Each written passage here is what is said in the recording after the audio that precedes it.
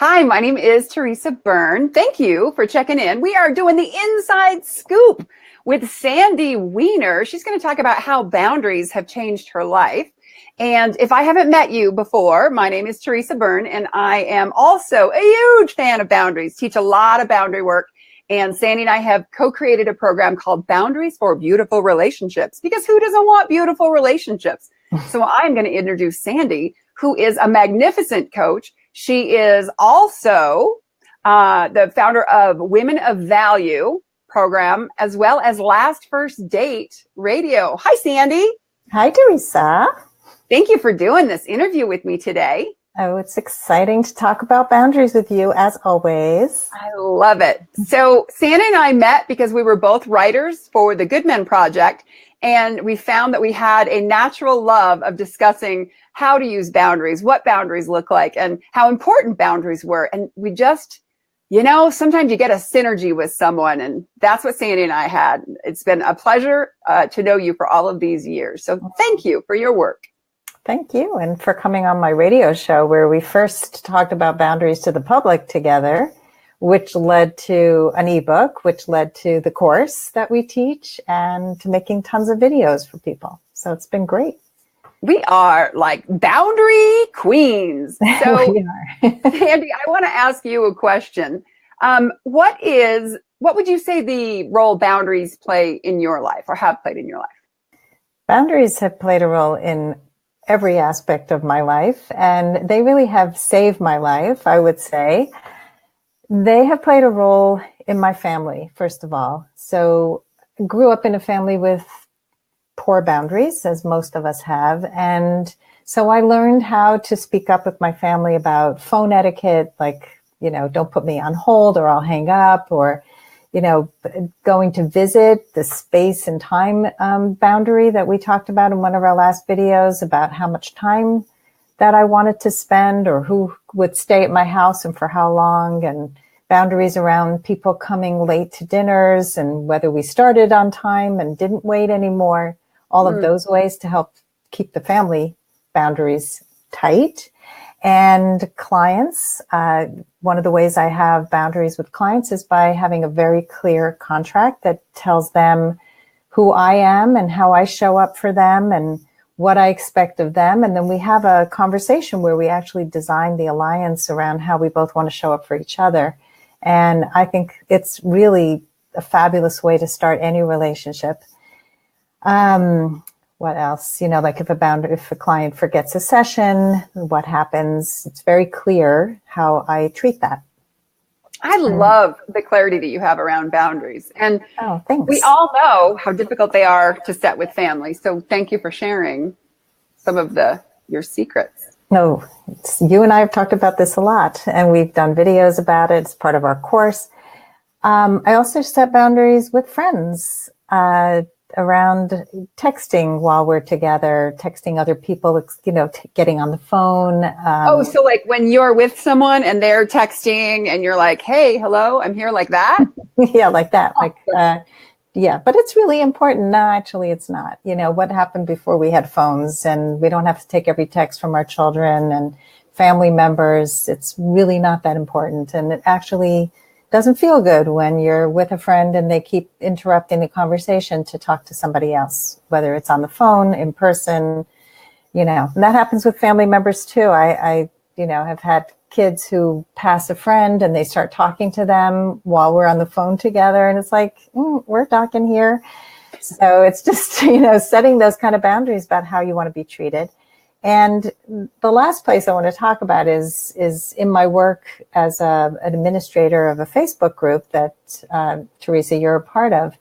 And this is a huge group. How many members is this group? We have over 2,200 members now, I think. And the only way to keep this group safe is to create clear guidelines and boundaries. And so I enforce boundaries regularly. I have 7 monitors in the group who I've trained in how I want the group to be monitored, because we need to close comments when things get out of hand, and we need to do things that people don't always like. But it's important because otherwise things get off the rails really quickly. So and the last thing you want in a big group is people going off the rails. Correct.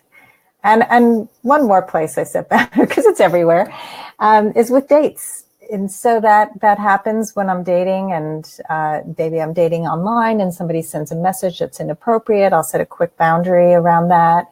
Maybe I just block and delete, or sometimes I'll address something. Block and delete. Yeah, block and delete is like the super magic pill that we can all take to help us in the digital age. So boundaries are everywhere, and they are just fabulous because they keep us aligned with who we are, what our truth is. Isn't that something?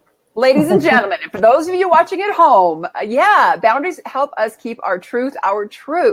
Now, for most of the people that you work with, they don't necessarily know how to set boundaries naturally. For you and I, we've had this conversation after working on boundary work for so long, it kind of becomes second nature. So when do you feel like boundaries became second nature to you?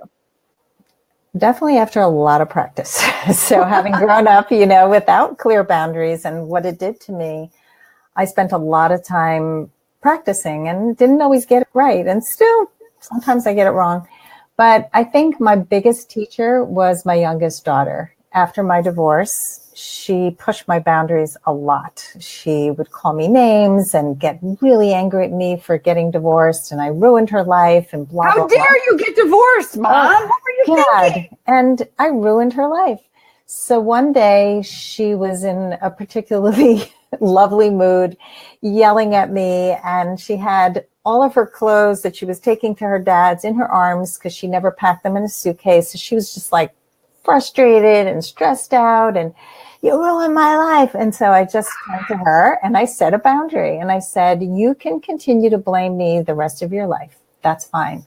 I never set out to divorce to ruin your life, and I've done everything in my power to make sure that your life is as good as it can be post-divorce. So you have two choices: be angry with me the rest of your life, be a victim, or you can create a new way to be around this divorce. And when you're ready to do that, I am here for you. And if you are in the comment section and you have ever found yourself playing the victim, go ahead and own it, because it happens to all of us. Yes. And Sandy's point is, you can either be angry and own it, or you can play the victim. Oh, nailed that one. I'm sorry, I interrupted you. You were going to say something else. I'm going to make that point. It's a good point. And she actually just paused, for the first time, because I wasn't yelling at her. I was giving her options. And I was like, yeah, you can be a victim. You can blame me. I don't care. It's going to hurt you. It's not going to hurt me. And she started to create new ways to be in this divorce. I mean, it didn't have to be as stressful as she made it. But I certainly didn't want to be the one who was yelled at and blamed. Right? That never feels good for anybody. No. I love that. Be angry and own it, or be a victim. Big choices. Yep. You get your choices. So next question that I had, and I love this, because for anyone else out there who's ever struggled, family is one of the biggest places that we struggle with our boundaries. So love all of the things you're sharing. Now, when you work with clients, are there any like cool nuggets that you like to give them? Anything you like to make them understand or help them understand? Definitely. So one of the areas that comes up a lot in dating today is texting. Women get so mad when men stay on text and don't pick up the phone and don't have a real relationship. And that's a real boundary that they can set early on and just say, I don't enjoy texting as a way to get to know somebody. It's just too many misunderstandings. So would you be willing to get on the phone and have a chat? Just say what you want. And if every time you engage in texting after that point, you have violated your own boundary. So get a boundary and stick to it. Get one and pick one and stick to it. Stick to it. I mean, because I used to set boundaries a lot in my past before I really understood this work. And then, I don't want to be mean. And I really understand this person's point of view. And so I'll be flexible. And every time you're flexible with people who push your boundaries, they push a little wider and you get a little more lost in the mix. And then you get pissed. And so We don't need to get pissed. So there's a lot of things that come up. So besides the texting, just somebody hurts your feelings and maybe they don't know it. So simple things like, ouch, which was one of my favorites. Just to, if you don't yet have the words for what you're feeling, just to say, ouch, that hurt, that stung. And if you don't have the words yet and you don't want to talk about it, just say, I don't feel comfortable talking about it right now. I'm too angry and I want to be calm when we speak, and give them a time frame as to when you will have that conversation. I think often we just get flooded and we start getting in our heads and making up a whole story, which is probably wrong. And so it's important to set those boundaries and then talk about stuff, because often we're just making stuff up. Wait a minute. We make up stories in our head? What?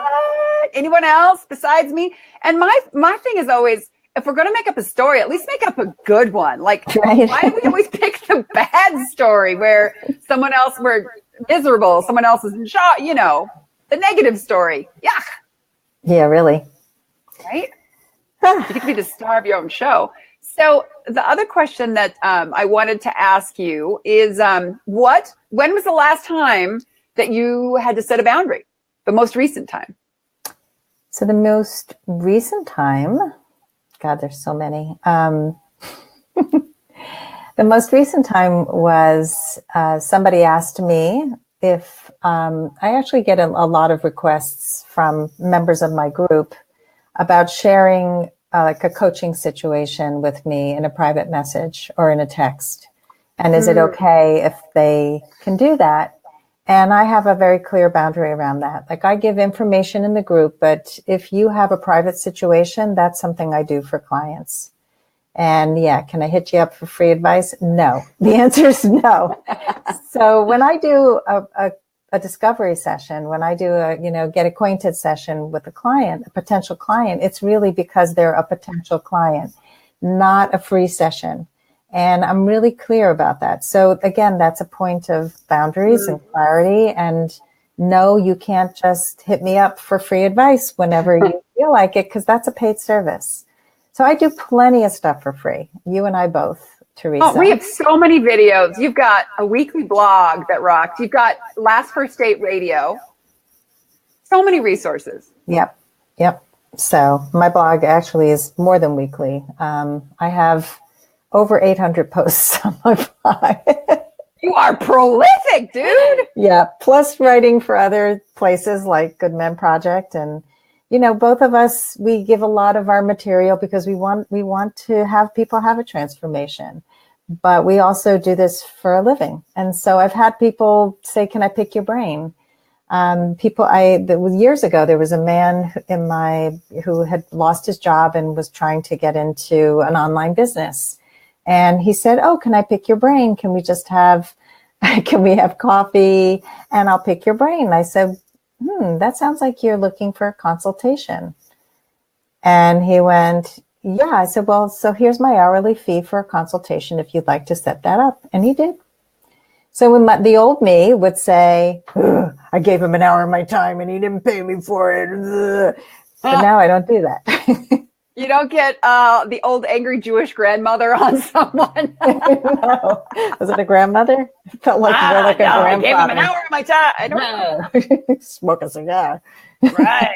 So I can't agree more. And one of the best boundaries I ever heard was, no, you can't pick my brain. I need my brain. I have several other resources that are available to you, or we can meet for a consult. So the last question that I want to ask is, why do you think boundaries are so important? They really keep you aligned with your truth. And when you know who you are, when you know what your values are, and this is really what my whole new focus in my career is to help people have life mastery, not just love mastery. And you get life mastery.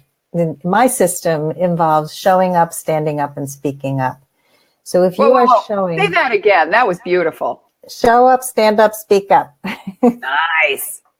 So if you show up, means you have to know who you are to show up in your full glory. And part of showing up out there as your beautiful self is setting boundaries.